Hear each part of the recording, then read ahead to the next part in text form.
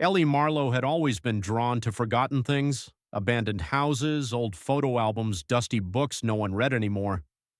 So when she stumbled into Ellery's curiosity shop one rain-slicked Thursday afternoon, she felt like she had stepped into a forgotten chapter of a book written just for her. The bell above the door gave a tired jingle.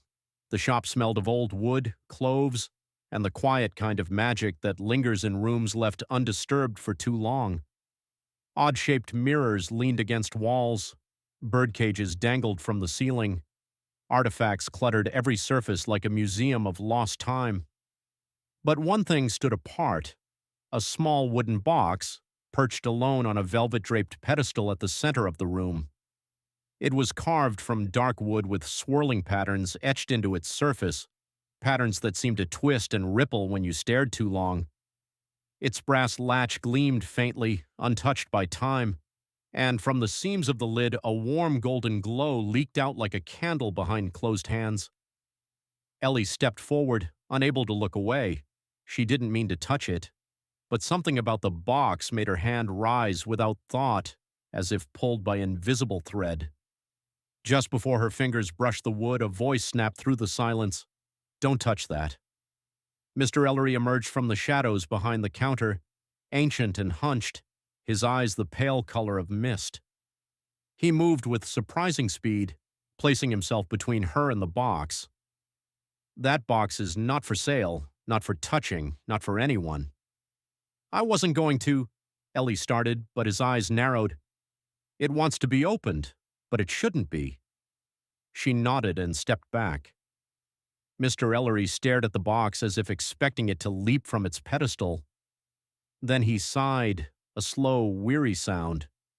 But it was already too late. The box opened on its own. A thin seam of golden light widened, spilling across the shop like sunrise and fast forward. The air shimmered, the floor trembled, and a hum like a distant heartbeat filled the room. For one impossible moment, the world seemed to tilt. Then, silence. The box sat closed once more, as if nothing had happened. But Ellie knew something had changed, and deep down, so did Mr. Ellery. That night, Ellie dreamed of a door. It stood alone in the middle of a misty forest, carved from blackened wood and circled by glowing runes, the same ones from the box. It pulsed with light and called to her without words. She awoke with a start, the image of the door seared into her mind. But the dream didn't fade. It followed her. The symbols began appearing everywhere, in puddles, in reflections, even scratched faintly into the bark of trees on her morning walks. No one else could see them, but she could, and stranger still, she could understand them. The language had no name, but it spoke to her. "The first key is within." The message echoed in her mind like a bell. The box had done something to her. It had awakened a part of her she never knew existed. Over the following days, Ellie's world became thinner. Not in substance, but in certainty. A man with one golden eye watched her from across the subway platform. A crow landed on her windowsill and scratched the box's symbols into the frost with its beak. Strangers whispered riddles in languages that curled like smoke in her ears. And yet, somehow, she understood all of it. Everything was connected.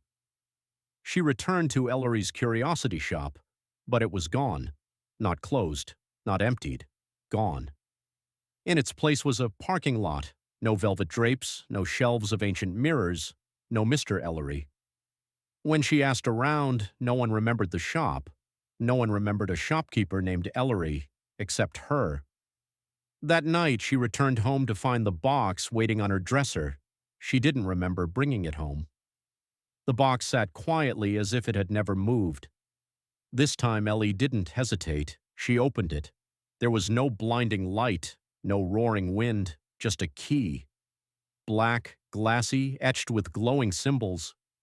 And beneath it, a note, burned into the velvet lining. "You've seen the signs. The world is shifting. Choose." As her fingers closed around the key, warmth surged through her.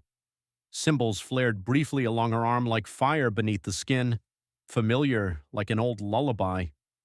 The truth was undeniable. She had never been ordinary. She had been chosen, not by the box, but by something older, something that had been watching, waiting. The dreams, the symbols, the man with the gold eye, they were all pieces of the same puzzle. The box was not a curse or a mystery to be solved. It was a door. And now Ellie held the key. That night she dreamed again of the forest and the ancient black door. This time when she stepped forward and pressed the key into the lock, the door opened with a sigh, and she did not wake up.